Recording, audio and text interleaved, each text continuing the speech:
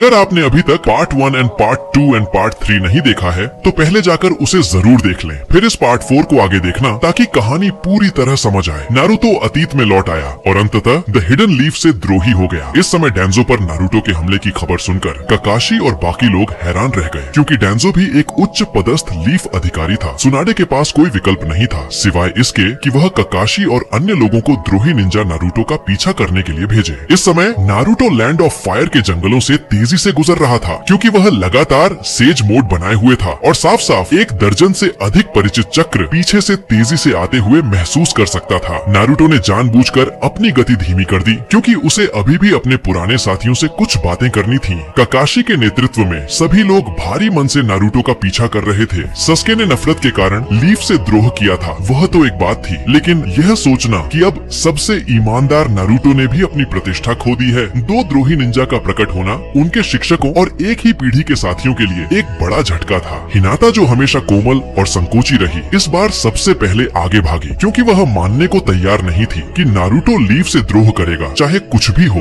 वह जानना चाहती थी कि नारुतो बिना अलविदा कहे क्यों चला गया। इसी समय निंजा डॉग पकून ने सबको याद दिलाया कि नारुतो ने जैसे जानबूझकर अपनी गति धीमी कर दी हो। उसने सभी को सतर्क रहने को कहा, क्योंकि उनका लक्ष्य ठीक आगे था। कुछ ही पलों बाद काकाशी और अन्य लोगों ने नारुतो को एक पेड़ पर खड़े देखा। नारुतो ने सबसे आगे पसीने से लथपथ हिनाता को देखा और उसके दिल में गहरा दर्द हुआ। उसे नहीं पता था कि हिनाता वहाँ तक पहुँचने के लिए कितनी दूर दौड़ी थी। कई वर्षों बाद दोबारा मिलना एक महान पुनर्मिलन होना चाहिए था, लेकिन अपने पिछले जीवन की त्रासदी के कारण उन्हें फिर से अलग होना पड़ा। हिनाता अपनी बेचैनी को रोक न सकी और आगे बढ़ना चाहा, लेकिन समझदार ककाशी ने उसे रोक दिया। विचार एकत्र करने के बाद उसने नारुतो से पूछा, चाहे कुछ भी हो, डैंजो एक उच्च पदस्थ लीफ अधिकारी है। डैंजो पर हमला करने का मतलब है कि तुम पूरी तरह लीफ के खिलाफ हो गए हो। नारुतो की आंखों में एक अजीब रोशनी चमकी। फिर उसने ठंडे स्वर में कहा कि वास्तव में ऐसा ही है। जैसे ही उसने यह कहा, सकुरा अब और गुस्सा नहीं रोक सकी और नारुतो पर एक जोरदार मुक्का मारा। नारुतो आसानी से बच सकता था, लेकिन वह वहीं खड़ा रहा और उस वार से उड़ गया। सकुरा दौड़कर आगे आई, नारुतो की कॉलर पकड़कर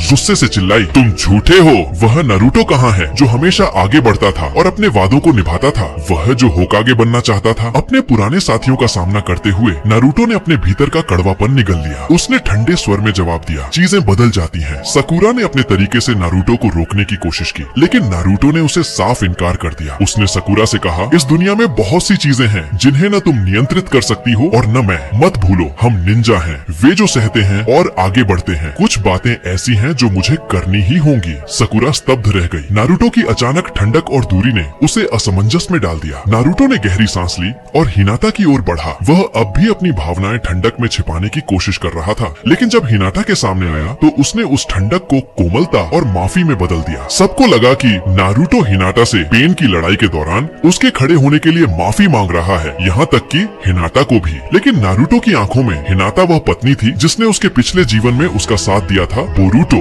और हिमावारी की माँ। उस माफी और नजर में गहरा अर्थ था। हालांकि हिनाता उस समय नारुतो का पूरा मतलब नहीं समझ सकी, लेकिन वह उसके शब्दों में गहरी बेबसी महसूस कर सकती थी। नारुतो को देखकर उसने कुछ बातें समझ ली। नारुतो जरूर कुछ ऐसा अकेले झेल रहा था, इसीलिए वह उनसे दूरी बना रहा था। यह सब हिनाता की नजरों से बच नहीं सका, क्योंकि जब से वह 4 साल की थी उसने नारुतो की हर अभिव्यक्ति और हरकत लगभग हर दिन देखी थी। नारुतो को उससे बेहतर कोई नहीं समझता था। वह मानती थी कि आज का नारुतो अब भी वही है जो हमेशा अपने निंजा वे का पालन करता है। नारुतो का दिल कांप उठा। उसने हिनाता से कहा कि लीफ में रहना और उस दिन का इंतजार करना जब वह घर लौटेगा। फिर उसने हिनाता की ओर पीठ कर ली। यह वह क्षण था जब से वह अतीत में लौटा था। उसकी भावनाएं सबसे ज्यादा हिल गईं। नारुतो ने अपनी आंखें कसकर बंद की, खुद को शांत करने की कोशिश की। फिर उसने अपनी आंखें खोली और नेजी की ओर देखा, चुपचाप कसम खाते हुए कि वह उस त्रासदी को फिर कभी नहीं होने देगा। उसने नेजी से कहा कि भविष्य में हिनाता का ख्याल रखे। नेजी ने तुरंत नारुतो के अनुरोध को मान लिया, क्योंकि जो उत्तर वह चाहता था वह पहले ही नारुतो की चमकती आंखों में लिखा हुआ था। फिर नारुतो ने ककाशी को चेतावनी दी कि डंजो से सावधान रहे।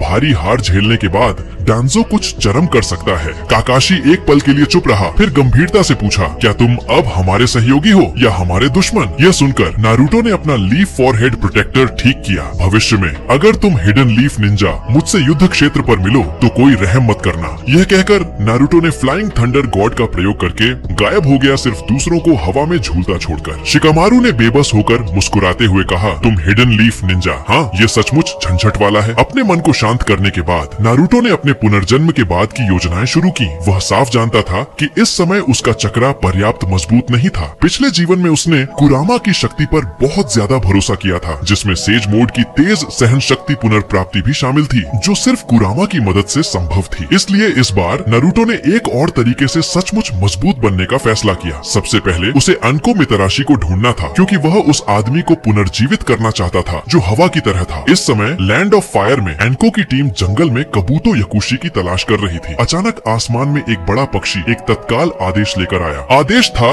कि फिलहाल कबूतो याकुशी की तलाश बंद करें और द्रोही निंजा नारुतो की तलाश को प्राथमिकता दें। अनको यह खबर सुनकर चौंक गई। वह विश्वास नहीं कर पा रही थी कि उत्साही नारुतो लीफ से द्रोह कर सकता है। सच जानने का एक ही तरीका था, नारुतो को ढूंढना। अनको ने सभी को नारुतो की खोज शुरू करने का आदेश दिया। इसी समय एक ऊंचे पेड़ की छोटी से नारुतो की चिढ़ाने वाली आवाज गूंजी। अनको सेंसे, क्या आप मुझे ढूंढ रही हैं? अगर